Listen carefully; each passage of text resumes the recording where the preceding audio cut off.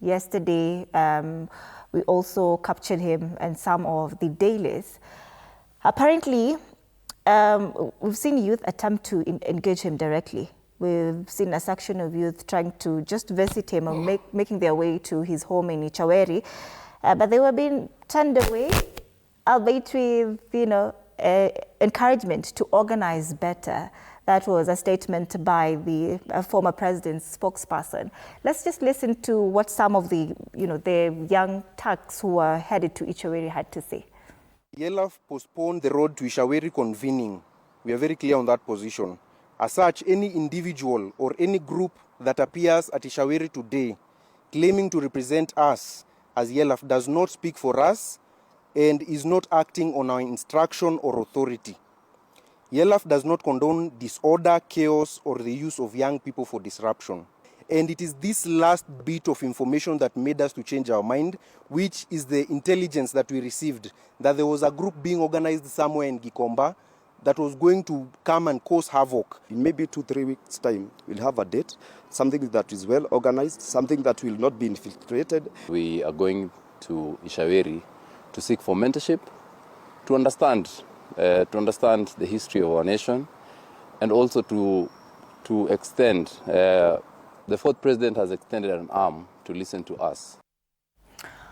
Jennifer, what's your analysis of the attempt to, or the Ichaweri visit? It wasn't an attempt, they went there, but of course they weren't able to go in. What's your analysis of that visit? So for me, when I listen to the video, I think it's a cry for direction and help. This entire movement, the Gen Z movement and the youth movement, you remember we were partyless, we were leaderless, we were tribeless. So there's a call for leadership because all of a sudden we need to be organized into groups, because we've realized for us to attain, when we are dispersed, that's when you get the president can come in and get the most vulnerable and, use them for whatever reasons he's using them, of course, to get votes, bring Nyota Fund, and then the whole agenda. Now we seem like we are in two.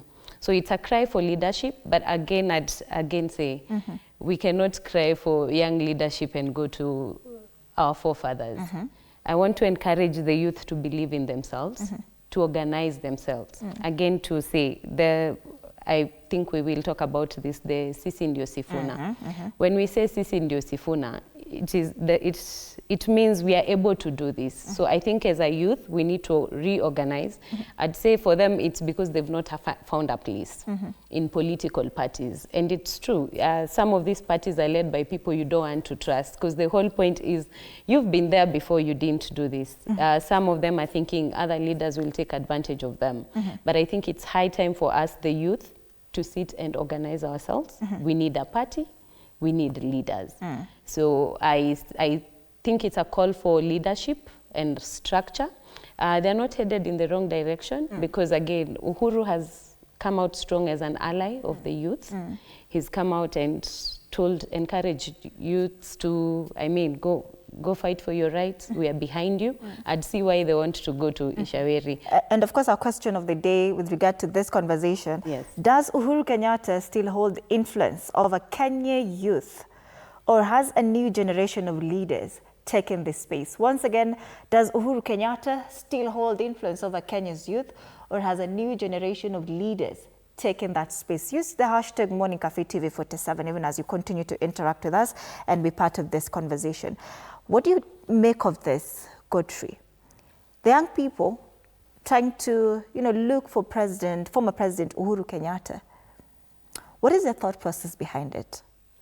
So Uhuru Kenyatta was loved by the people during his tenure, especially the youth. He was an easygoing president. And I think that love has persisted to this moment. And to be honest, if you are a leader who has gone to the heights of leadership, like Uhuru Kenyatta, it is expected that your influence is going to persist for some time. We can see, like the late BAMBA, his influence is still here with us even in his death. So I would say Uhuru still has a voice in the current atmosphere. Yes, that is my take. Do you think that points to some sort of a vacuum of leadership among current actors that we have in the political scene, such that the youth would feel the need to go look for a retired president at his residence and leave, these leaders who are in acting capacity as leaders? Do you think so? Does it point to a vacuum? I don't think it points to a vacuum, because as we speak, we have very capable young leaders. As I said, the likes of Babu Owino, the likes of Edwin Sifuna. I just see this as Uhuru is an elder statesman, and it goes without doubt that young people would look for him. You remember before Uhuru atoke kwa power, tulikuwa tunasema he's too young kutoka.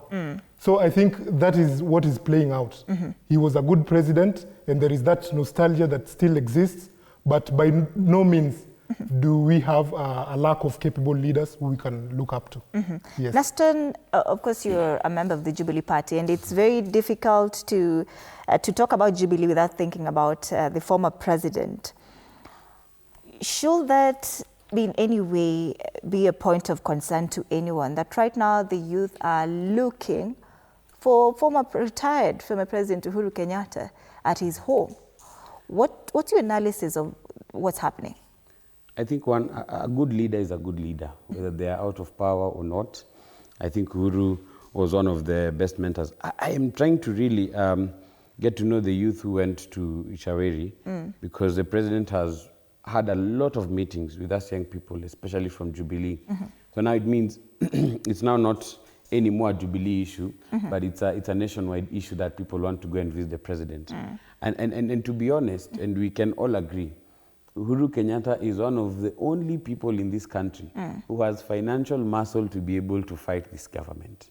And the youth have already noticed that, you know what, this is the person who can be able to give us good money even for campaign. Because even all these opposition leaders combined, I am not sure, I'm not actually sure if they have the financial muscle to run a campaign against Ruto. And especially because, it's alleged that this government has really stolen a lot from us. The only person can be able to fight this government is Uhuru Kenyatta. So Jennifer has smiled when you say that. Yes? Jennifer has smiled when you...